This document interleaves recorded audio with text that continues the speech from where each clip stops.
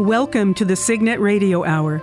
I'm Luann Moldovan, your host and the director of today's show. All our performances are free, thanks to the generous support from our sponsor, Ronnie LaCroute. Today we bring you a dramatization of Address Unknown, a short novel by Catherine Cressman Taylor. Published in 1938, this is the story that opened America's eyes to the escalating horror of Nazi Germany in the 30s. Our actors are Michael Fisher Welsh as Martin and David Myers as Max. In the New York Times 1939 review of this book, they said Address Unknown is the most effective indictment of Nazism to appear in fiction. It reaches beneath the thickest skin to tell the tragic story of a conflict between a Jew and a German who were dear friends before Hitler came to power. This account of conflicting ideologies makes it as resonant today as it was in 1939. We thank C. Douglas Taylor and McNaughton Lord Representation for the performance rights to this classic tale. And now, Address Unknown.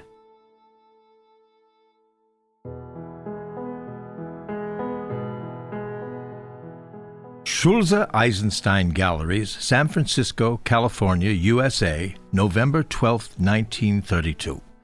Herrn Martin Schulze, Schloss Ronsenberg, Munich, Germany. My dear Martin, back in Germany!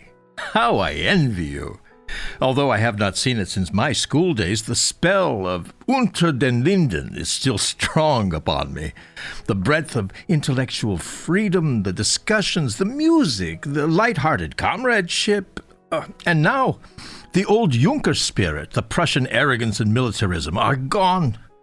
You go to a democratic Germany, a land with a deep culture and the beginnings of a fine political freedom. It will be a good life. Your new address is impressive, and I rejoice that the crossing was so pleasant for Elsa and the young sprouts. As for me, I'm not so happy. Sunday morning finds me a lonely bachelor without aim. My Sunday home is now transported over the wide seas. The big old house on the hill, your welcome that said the day was not complete until we were together again. And our dear jolly Elsa coming out, beaming, grasping my hand and shouting, "Max! Max!" and hurrying indoors to open my favorite schnapps. The fine boys, too, especially your handsome young Heinrich. He will be a grown man before I set eyes upon him again. And dinner! Shall I evermore hope to eat as I have eaten? Now I go to a restaurant, and over my lonely roast beef come visions of gebackener Schinken steaming in its burgundy sauce, of Spätzle, of Spätzle and Spargel. No, I shall never again be reconciled to my American diet. And the wines, so carefully slipped ashore from German boats, and the pledges that we made as the glasses brimmed for the 4th and the 5th and the 6th times.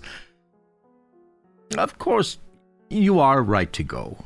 You've never become Americans, despite your success here, and now that the business is so well established, you must take your sturdy German boys back to the homeland to be educated.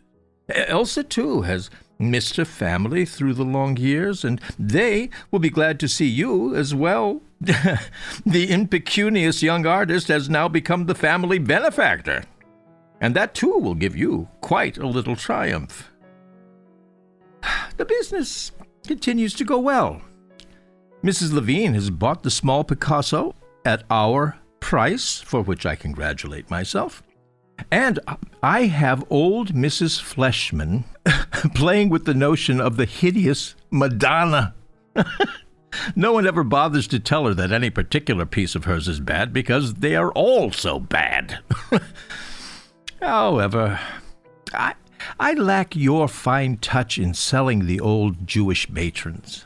I can persuade them of the excellence of the investment, but you alone had the fine spiritual approach to a piece of art that unarmed them.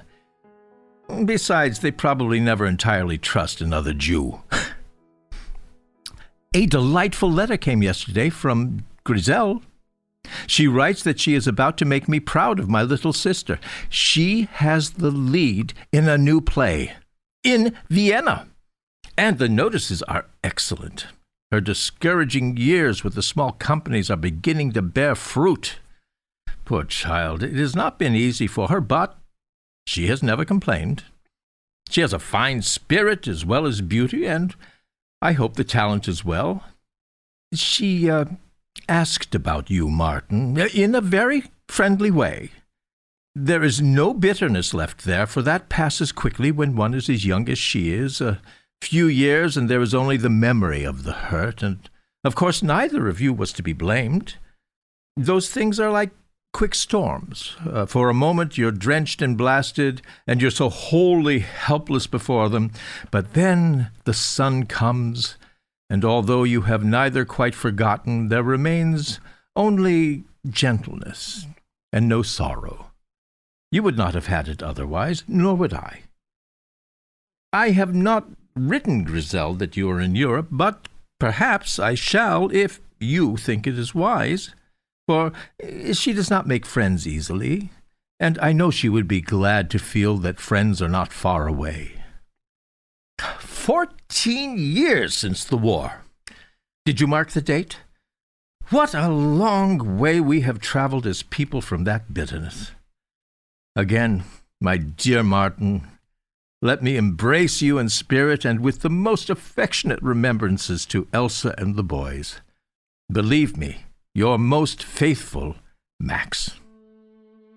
Schloss Ratzenberg, Munich, Germany, December 10, 1932. Mr. Max Eisenstein, Schulze Eisenstein Gallery, San Francisco, California, USA. Max, my dear old fellow, the check and the accounts came through promptly, for which my thanks. You need not send me such details of the business. You know how I am in accord with your methods, and here at Munich I am in a rush of new activities. We are established, but what a turmoil! The house, as you know, I had long in mind, and I got it at an amazing bargain.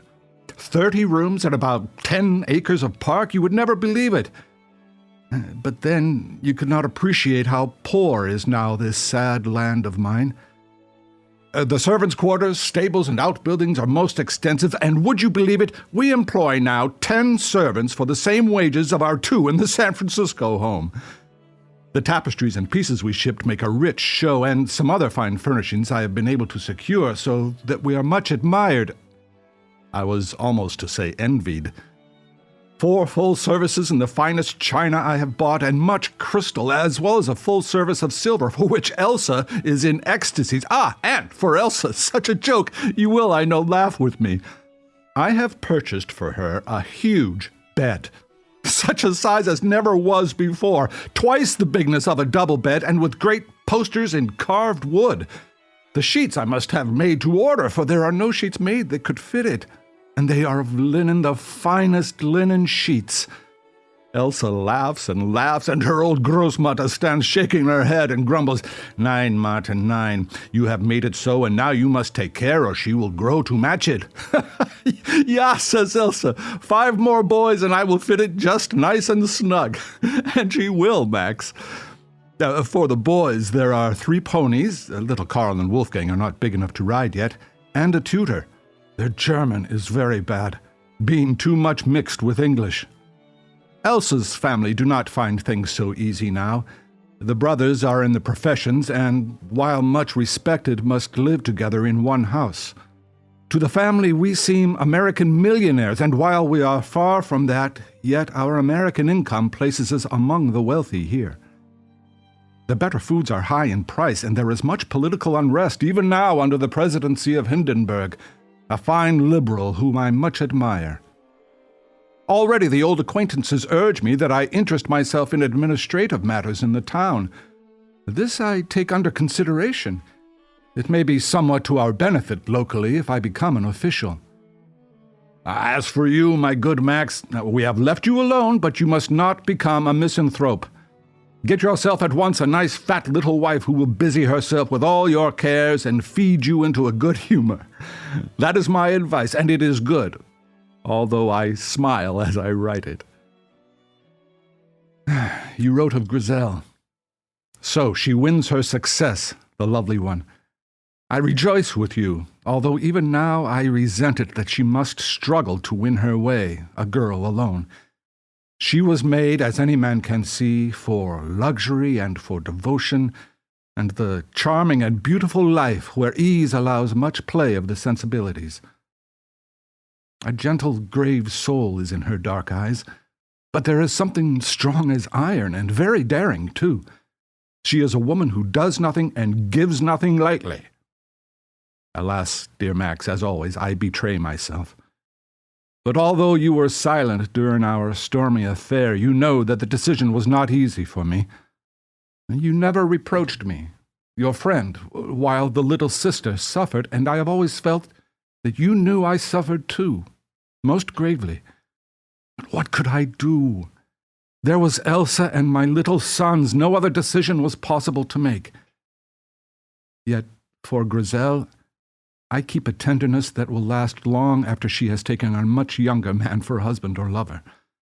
Now the old wound has healed, but the scar throbs at times, my friend. I wish that you will give her our address. We are such a short distance from Vienna that she can feel there is for her a home close at hand. Elsa, too, knows nothing of the old feeling between us, and you know with what warmth she would welcome your sister, as she would welcome you. Yes, you must tell her that we are here, and urge her soon to make a contact with us. Give her our most warm congratulations for the fine success that she is making. Elsa asks that I send to you her love, and Heinrich would also say hello to Uncle Max. We do not forget you, Maxel. My heartiest greetings to you, Martin. Schulze Eisenstein Galleries, San Francisco, California, USA, January 21st, 1933. Herrn Martin Schulze, Schloss Ranzenburg, Munich, Germany. My dear Martin, I was glad to forward your address to Griselle. She should have it shortly, if she has not already received it. What jollification there will be when she sees you all. I shall be with you in spirit as heartily as if I could also rejoin you in person. You speak of the poverty there. Conditions have been bad here this winter, but of course we have known nothing of the privations you see in Germany. Personally, you and I are lucky we have such a sound following for the gallery. Of course, our own clientele are cutting their purchases, but if they buy only half as much as before, we shall be comfortable. Not extravagantly so, but very comfortable. The oils you sent are excellent, and the prices amazing. I shall dispose of them at an appalling profit almost at once. Oh, and the ugly Madonna is gone. Yes, to old Mrs. Fleshman. How I gasped at her perspicacity in recognizing its worth, hesitating to set a price. She suspected me of having another client, and I named an indecent figure. She pounced on it, grinning slyly as she wrote her check. Oh, how I exulted as she bore the horror off with her. You alone will know. Alas, Martin, I often am ashamed of myself for the delight that I take in such meaningless little triumphs. You in Germany, with your country house and your affluence displayed before Elsa's relatives, and I in America gloating because I have tricked a giddy old woman into buying a monstrosity. What a fine climax for two men of 40. Is it for this that we spend our lives, to scheme for money and then to strut it publicly? I'm always castigating myself, but I continue to do as before. Alas, we are all caught in the same mill. We are vain and we are dishonest because it is necessary to triumph over other vain and dishonest persons. If I do not sell Mrs. Fleshman our horror, somebody else will sell her a worse one. We must accept these necessities. But there is another realm where we can find something true. The fireside of a friend, where we shed our little conceits and find warmth and understanding, where small selfishnesses are impossible, and where wine and books and talk add a different meaning to existence. There, we have made something that no falseness can touch. We are at home. Who is this Adolf Hitler who seems to be rising to power in Germany? I do not like what I read of him. I embrace all the young fry and our abundant Elsa for your ever affectionate Max. Schloss Ratzenberg, Munich, Germany, March 25, 1933. Mr. Max Eisenstein, Schulze Eisenstein Galleries, San Francisco, California, USA. Dear old Max, you have heard, of course, of the new events in Germany, and you will want to know how it appears to us here on the inside. I tell you truly, Max, I think in many ways Hitler is good for Germany, but I am not sure. He is now the active head of the government. I doubt much that even Hindenburg could now remove him from power, as he was truly forced to place him there.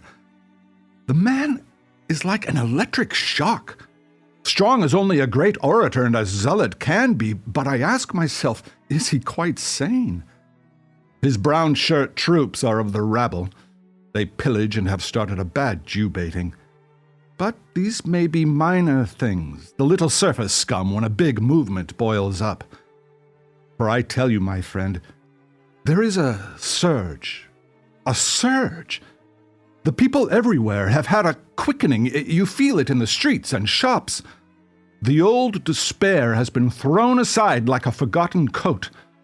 No longer the people wrap themselves in shame, they hope again.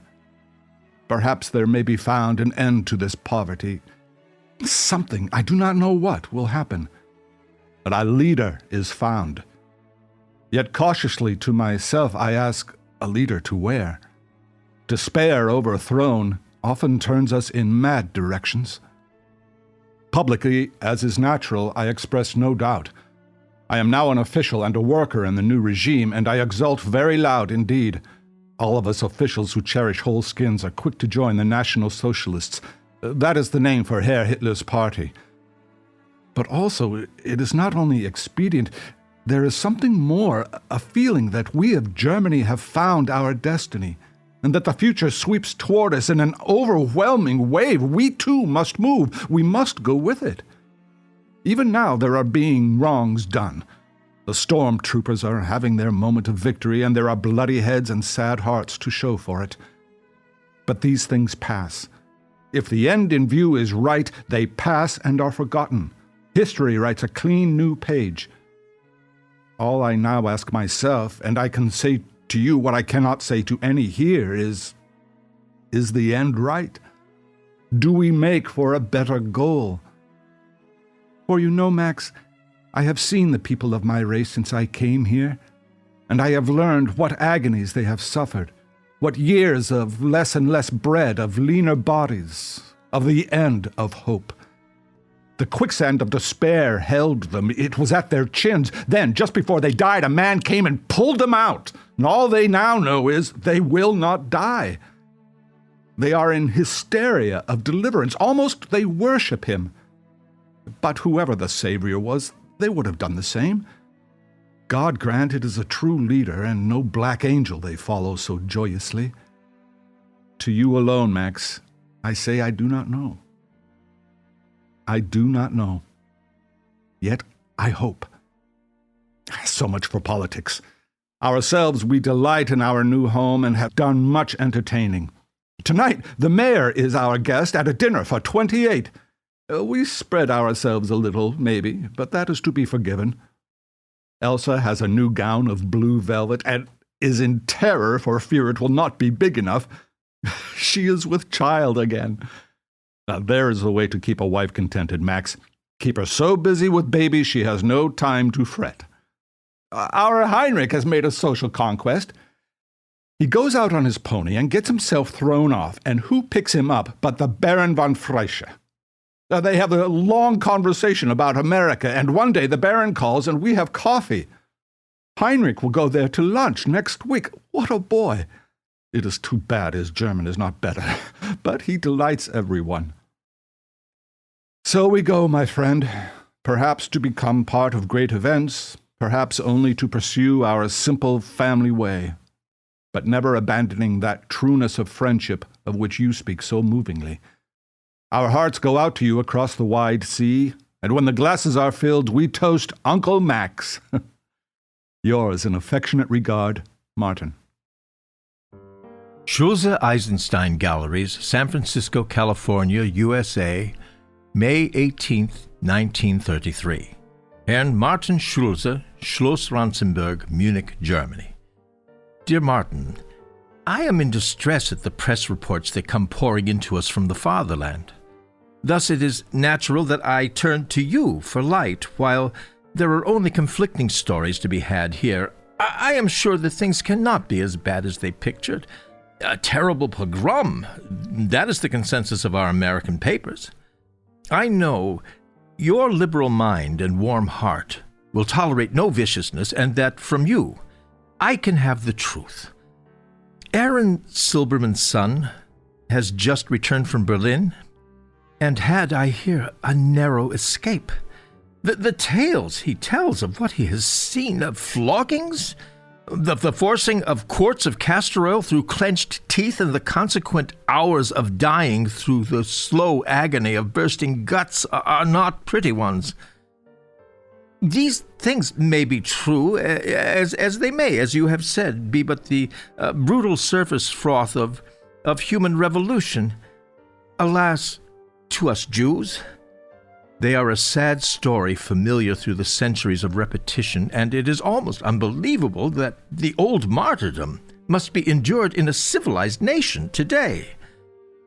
Write me, my friend, and set my mind at ease. Grizel's play will come to a close about the end of June after a great success. She writes that she has an offer for another role in Vienna, and also for a very fine one in Berlin for the autumn. She's talking the most about the latter one. But I have written to her to wait until the anti-Jewish feeling has abated. Of course, she uses another name which is not Jewish. Eisenstein would be impossible for the stage anyway. But it is not her name that would betray her origin. Her features, her gestures, her emotional voice proclaim her as a Jewess, no matter what she calls herself. And if this feeling has any real strength, she had best not venture into Germany just at present. Forgive me, my friend, for so distrait and brief a letter, but I cannot rest until you have reassured me. You will, I know, write in all fairness. Pray do so at once. With the warmest protestations of faith and friendship for you and yours, I am ever your faithful, Max. Deutsch-Völkische Bank- und Handelsgesellschaft, München, July 9, 1933. Mr. Max Eisenstein, Schulze Eisenstein Galleries, San Francisco, California, USA. Dear Max, you will see that I write upon the stationery of my bank. This is necessary because I have a request to make of you, and I wish to avoid the new censorship, which is most strict. We must for the present discontinue writing each other. It is impossible for me to be in correspondence with a Jew, even if it were not that I have an official position to maintain. If a communication becomes necessary, you must enclose it with the bank draft and not write to me at my house again. As for the stern measures that so distress you, I myself did not like them at first, but I have come to see their painful necessity. The Jewish race is a sore spot to any nation that harbors it. Now, I have never hated the individual Jew. Yourself I have always cherished as a friend. But you will know that I speak in all honesty when I say I have loved you not because of your race, but in spite of it. The Jew is the universal scapegoat. This does not happen without reason, and it is not this old superstition about Christ killers that make them distrusted. But this Jew trouble is only an incident. Something bigger is happening. If I could show you, if I could make you see the rebirth of this new Germany under our gentle leader. Not for always can the world grind a great people down in subjugation. In defeat for 14 years we bowed our heads. We ate the bitter bread of shame and drank the thin gruel of poverty. But now we are free men. We rise in our might and hold our heads up before nations.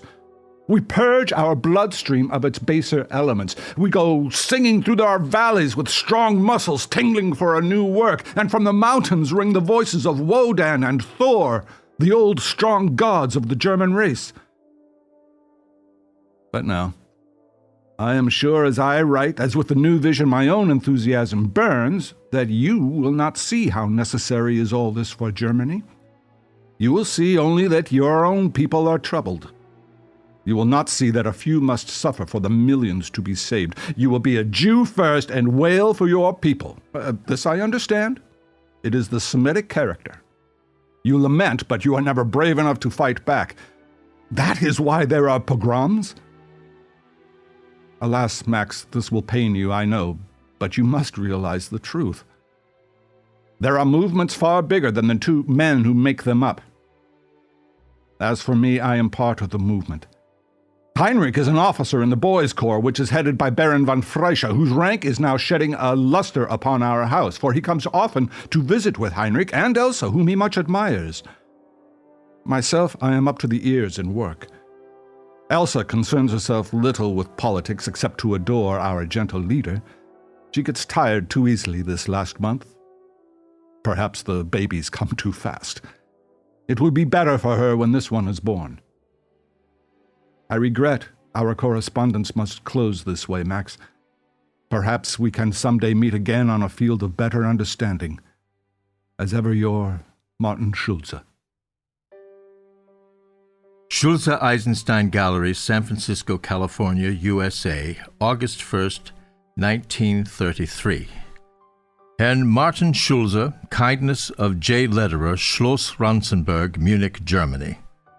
Martin, my old friend, I am sending this by hand of Jimmy Lederer, who will shortly pass through Munich on a European vacation.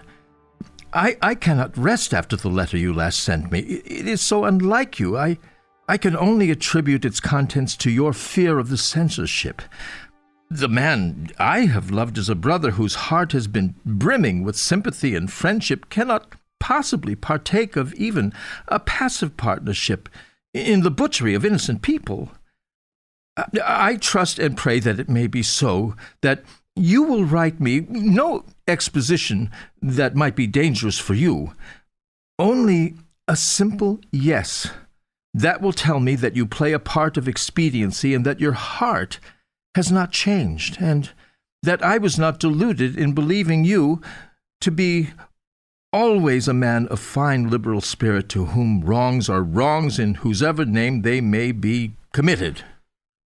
This censorship, this persecution of men of liberal thought, the burning of libraries and corruption of the universities would arouse your antagonism if there had been no finger laid on one of my race in Germany. You are a liberal, Martin. You have always taken the long view. I know that you cannot be swept away from sanity by a popular movement which has so much that is bad about it, no matter how strong it may be. I can see why the Germans acclaim Hitler. They react against the very real wrongs which have been laid on them since the disaster of the war. But you, Martin, have almost been an American since the war. I know that it is not my friend who has written to me, that it will prove to have been only the voice of caution and expediency. Eagerly I await that one word that will set my heart at peace. Write your yes quickly. My love to you all. Max. Deutsch-Völkische Bank und Handelsgesellschaft, München, August 18, 1933. Mr. Max Eisenstein, Schulze Eisenstein Gallery, San Francisco, California, USA. Dear Max, I have your letter. The word is no. You are a sentimentalist. You do not know that all men are not cut to your pattern. You put nice little tags on them, like liberal, and expect them to act so and so, but you are wrong. So I am an American liberal? No. I am a German patriot. A liberal is a man who does not believe in doing anything. He is a talker about the rights of man, but just a talker. He likes to make a big noise about the freedom of speech. And what is freedom of speech? Just the chance to sit firmly on the backside and say that whatever is being done by the active men is wrong. What is so futile as the liberal? I know him well because I have been one. He condemns the passive government because it makes no change. But let a powerful man arise, let an active man start to make a change, then where is your liberal? He is against it. To the liberal, any change is the wrong one. He calls this the long view, but it is merely a bad scare that he will have to do something himself. He loves words and high-sounding precepts, but he is useless to the men who make the world what it is. These are the only important men, the doers. And here in Germany, a doer has risen. A vital man is changing things. The whole tide of a people's life changes in a minute because the man of action has come. And I join him. I am not just swept along by a current. The useless life that was all talk and no accomplishment, I drop. I put my back and shoulders behind the great new movement. I am a man because I act. Before that, I am just a voice. I do not question the ends of our action. It is not necessary. I know it is good because it is so vital. Men are not drawn into bad things with so much joy and eagerness. You say we persecute men of liberal thought, we destroy libraries. You should wake from your musty sentimentalizing. Does the surgeon spare the cancer because he must cut to remove it? We are cruel. Of course we are cruel. As all birth is brutal, so is this new birth of ours. But we rejoice. Germany, she follows her glorious leader to triumph. What can you know of this, you who only sit and dream? You have never known a Hitler. He is a drawn sword, he is a white light, but hot as the sun of a new day. I must insist that you write no further. We are no longer in sympathy, as now we must both realize. Martin Schulze. Eisenstein Gallery, San Francisco, California, USA, September 5th, 1933. Herrn Martin Schulze, care of Deutsche Völkische Bank und Handelsgesellschaft, Munich, Germany. Dear Martin, enclosed are your draft and the month's accounts. It is of necessity that I send a brief message. Griselle has gone to Berlin. She's too daring, but she waited so long for success, she will not relinquish it and laughs at my fears. She will be at the König Theater. You are an official. For old friendship's sake, I beg of you, watch over her. Go to Berlin if you can and see if she is in danger. It will distress you to observe that I have been obliged to remove your name from the firm's name. You know who our principal clients are, and they will touch nothing now from a firm with a German name. Your new attitude I cannot discuss, but you must understand me. I did not expect you would take up arms for my people because they are my people, but because you were a man who loved justice. I commend my rash Griselle to you. The child does not realize what a risk she is taking. I shall not write again. Goodbye, my friend. Max. Eisenstein Gallery, San Francisco, California, USA, November 5th, 1933. Herrn Martin Schulze, care of Deutsche Völkische Bank und Handelsgesellschaft, Munich, Germany. Martin, I must write again. I must. A black foreboding has taken possession of me. I wrote Griselle as soon as I knew she was in Berlin, and she answered briefly. Rehearsals were going brilliantly. The play would open shortly. My second letter was more encouragement than warning, and it has been returned to me, the envelope unopened, marked only addressee unknown. Adressant unbekannt. What a darkness those words carry. How can she be unknown? It is surely a message that she has come to harm. They know what has happened to her, those stamped letters say, but I am not to know. She has gone into some sort of void, and it will be useless to seek her. All of this they tell me in 2 words. Adressant, unbekannt. Martin, need I ask you to find her? To succor her? You have known her graciousness, her beauty, and sweetness. You have had her love, which she has given to no other man.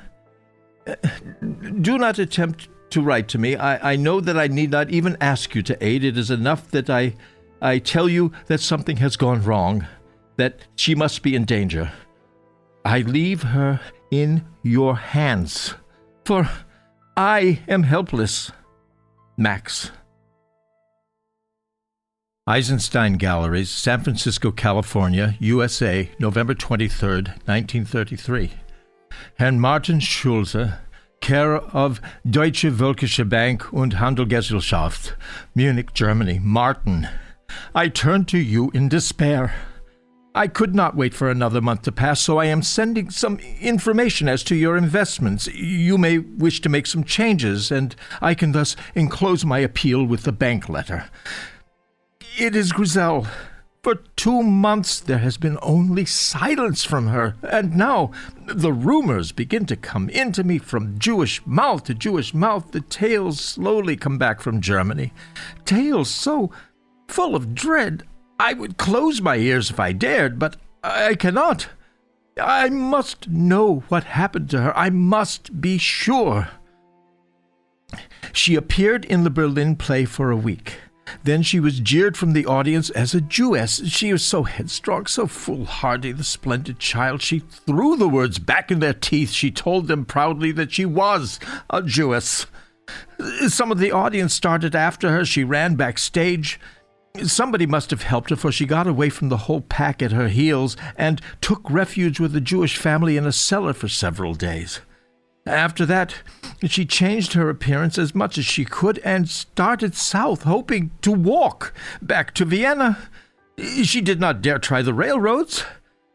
She told those that she left that she would be safe if she could just reach friends in Munich. That is my hope, that she has gone to you, for she has never reached Vienna. Send me word, Martin, and if she has not yet come there, make a quiet investigation if you can.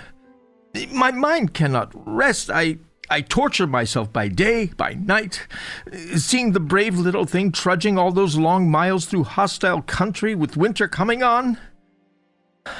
God grant you can send me a word of relief. Max. Deutsche Völkische Bank und Handelsgesellschaft, München, December 8th, 1933. Mr. Max Eisenstein, Eisenstein Galleries, San Francisco, California, USA. Dear Max, Heil Hitler. I much regret that I have bad news for you. Your sister is dead. Unfortunately, she was, as you have said, very much a fool. Not quite a week ago, she came here with a bunch of stormtroopers almost right behind her. The house was very active. Elsa has not been well since little Adolf was born last month. The doctor was here and 2 nurses with all the servants and children scurrying around. By luck, I answered the door. At first, I think it is an old woman, and then I see the face, and then I see the stormtroopers have turned in the park gates. Can I hide her? It's one chance in 1,000. Servants will be on us at any minute. Can I endure to have my house ransacked with Elsa ill in bed and to risk being arrested for harboring a Jew and to lose all I have built up here? Of course, as a German, I have one plain duty. She has displayed her Jewish body on the stage before pure young German men. I should hold her and turn her over to the stormtroopers. But this I cannot do. You will destroy us all, Grizel, I tell her. You must run back further in the park. She looks at me and smiles. She was always a brave girl, and makes her own choice. I would not bring you harm, Martin, she says, and she runs down the steps and out toward the trees. But she must be tired. She does not run very fast, and the stormtroopers have caught sight of her. I am helpless. I go into the house, and in a few minutes, she stops screaming. And in the morning, I have the body sent down to the village for burial. She was a fool to come to Germany. Poor little Griselle. I grieve with you, but as you see, I was helpless to aid her. I must now demand you do not write again. Every word that comes to the house is now censored, and I cannot tell how soon they may start to open the mail at the bank. And I will no longer have my dealings with the Jews, except for the receipt of money. It is not so good for me that a Jewess came here for refuge, and no further association can be tolerated. A new Germany is being shaped here. We will soon show the world great things under our glorious leader, Martin. Cablegram. Munich, January 2nd, 1934. Martin Schulze. Your terms accepted. November 12 audit shows 13% increase. February 2nd fourfold assured pan exhibition. May 1st prepare, leave for Moscow if market opens unexpectedly. Financial instructions mailed new address. Eisenstein. Eisenstein Galleries, San Francisco, California, USA, January 3rd, 1934. Herrn Martin Schulze, Schloss Ratzenberg, Munich, Germany. Our dear Martin. Don't forget Grandma's birthday. She will be 64 on the 8th. American contributors will furnish 1,000 brushes for your German Young Painters League. Mondelberg has joined in supporting the league.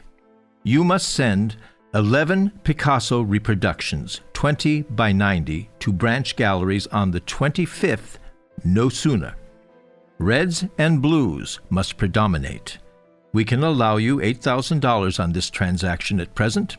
Start new accounts, Book 2. Our prayers follow you daily, dear brother. Eisenstein.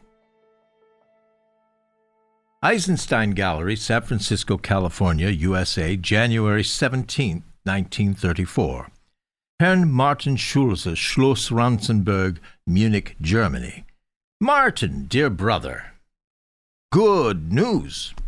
Our stock reached 116 5 days ago. The Fleischmans have advanced another $10,000. This will fill your Young Painters League quota for a month, but let us know if opportunities increase. Swiss miniatures are having a vogue. You must watch the market and plan to be in Zurich after May 1st if any unexpected opportunities develop.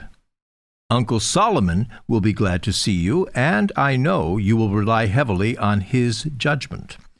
The weather is clear, and there is little danger of storms during the next 2 months. You will prepare for your students the following reproductions. Van Gogh, 15 by 103, red. Poisson, 20 by 90, blue and yellow.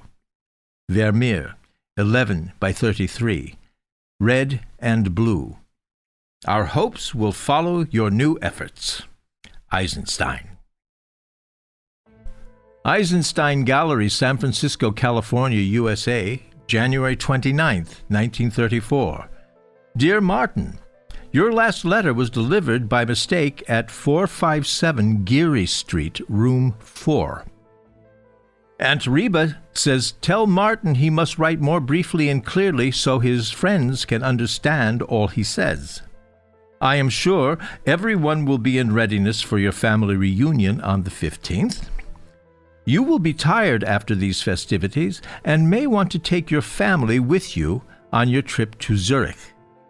Before leaving, however, procure the following reproductions for branches of German Young Painters League. Looking forward to the joint exhibit in May or earlier. Picasso, 17 by 81, red. Van Gogh, 5 by 42, white. Rubens, 15 by 204, blue and yellow. Our prayers are with you, Eisenstein. Schloss Ronzenberg, Munich, Germany. February 12, 1934. Mr. Max Eisenstein, Eisenstein Galleries, San Francisco, California, USA. Max, my old friend. My God, Max, do you know what you do? I shall have to try to smuggle this letter out with an American I have met here. I write in appeal from a despair you cannot imagine. This crazy cable, those letters you have sent, I am called in to account for them. The letters are not delivered, but they bring me in and show me letters from you and demand I give them the code. The code? And how can you, a friend of long years, do this to me? Do you realize, have you any idea that you destroy me? Already the results of your madness are terrible. I am bluntly told I must resign my office. Heinrich is no longer in the boys' corps. They tell him it will not be good for his health. God in heaven, Max, do you see what that means? And Elsa, to whom I dare not tell anything, comes in bewildered that the officials refuse her invitations and Baron von Freischer does not speak to her upon the street. Yes, I know why you do it, but do you not understand I could do nothing? What could I have done? I did not dare to try. I beg of you, not for myself, but for Elsa and the boys. Think what it means to them if I am taken away and they do not know if I live or die. Do you know what it is to be taken to a concentration camp? Would you stand me up against a wall and level the gun? I beg of you, stop. Stop now, while everything is not yet destroyed. I am in fear for my life. For my life, Max. Is it you who does this? It cannot be you. I loved you like a brother, my old Maxel. My God, have you no mercy? I beg you, Max, no more. No more. Stop while I can be saved. From a heart filled with old affection, I ask it. Martin. Eisenstein Galleries, San Francisco, California, USA, February 15th, 1934. Herrn Martin Schulze, Schloss Ronzenberg, Munich, Germany. Our dear Martin, 7 inches of rainfall here in 18 days. What a season! A shipment of 1,500 brushes should reach the Berlin branch for your painters by this weekend. This will allow time for practice before the big exhibition. American patrons will help with all the artist supplies that can be provided, but you must make the final arrangements. We are too far out of touch with European market, and you are in a position to gauge the extent of support such a showing would arouse in Germany. Prepare these for distribution by March 24th. Rubens, 12 by 77, blue. Giotto, 1 by 317, green and white. Poisson, 20 by 90, red and white. Young Blum left last Friday with the Picasso specifications. He will leave oils in Hamburg and Leipzig and will then place himself at your disposal. Success to you. Eisenstein. Eisenstein Galleries, San Francisco, California, USA, March 3rd, 1934. Martin, our brother. Cousin Julius has 2 9-pound boys. The family is happy. We regard the success of your coming artists' exhibition as assured. The last shipment of canvases was delayed due to difficulties of international exchange, but will reach your Berlin associates in plenty of time. Consider reproduction collection complete. Your best support should come from Picasso enthusiasts, but neglect no other lines. We leave all final plans to your discretion, but urge an early date for wholly successful exhibit. The God of Moses be at your right hand. Eisenstein.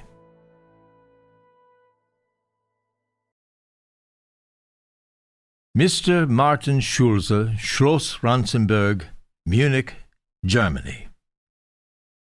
Adressant unbekannt. Adressee unknown.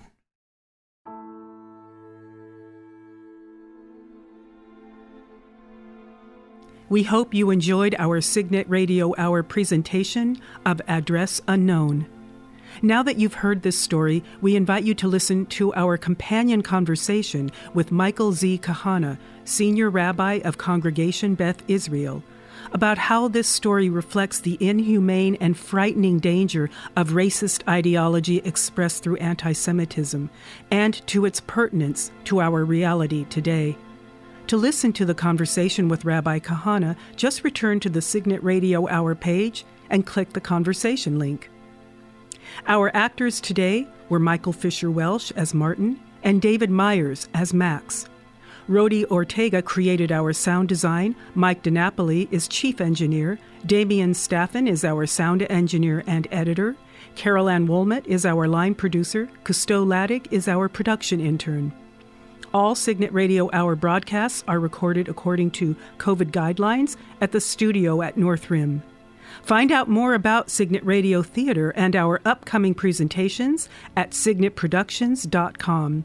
I'm your host, Luann Moldovan. Thank you for listening to the Signet Radio Hour.